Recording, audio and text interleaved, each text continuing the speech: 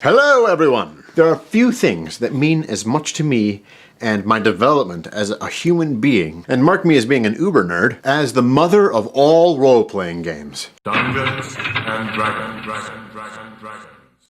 Now the more that I talk to people who self-identify as being nerds, the more I'm amazed at the number of people who haven't played D&D. For some it's probably just a lack of exposure, and I get that, but some people have actively avoided it, as though D&D players were somehow a lower tier of nerdery that only exist in the mother's basements. Which leads me to believe that they have some misconceptions about what Dungeons & Dragons actually is. So, here it is. Dungeons & Dragons is an interactive, collaborative storytelling game where one player, while acting as an impartial referee and narrator, describes a scenario that the other players find themselves in. Those players then describe out loud what their characters are going to do in that particular situation. And that's it.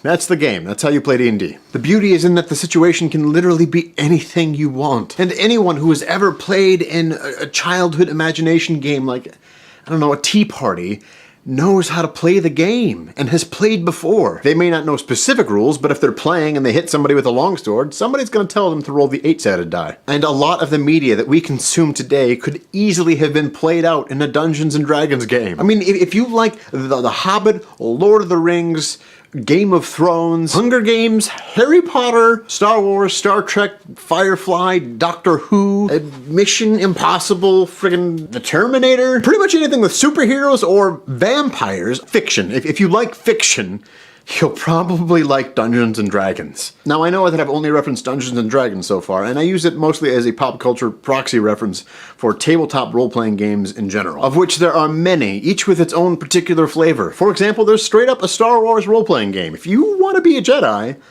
you can go be a Jedi. I mean, I'm more of a bounty hunter smuggler type, but I get the appeal.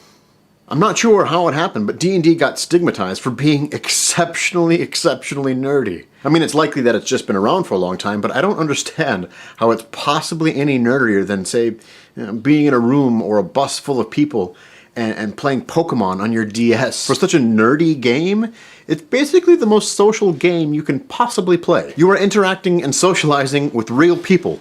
That's all it is. You're just in a room talking to people.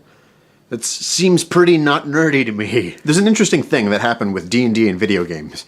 Much in the same way that fiction like Lord of the Rings influenced the creation of Dungeons & Dragons, Dungeons & Dragons then influenced the creation of a lot of video games. Concepts like leveling up and hit points have leaked into every single genre of video game. And those came from role-playing games. Without D&D, there is no World of Warcraft. And now, video games have been driving interest in Dungeons & Dragons. We've come full circle. And as a final comment, I'll quickly say that my favorite thing is that this crossover that's been happening from video games to D&D has massively jumped up interest in the game with female players. And when I was growing up, that would have been really helpful. Thanks for watching, and I'll see y'all on Thursday if you happen to be subscribed to my channel. And if you're not, there's a little red button right beneath my face that says subscribe.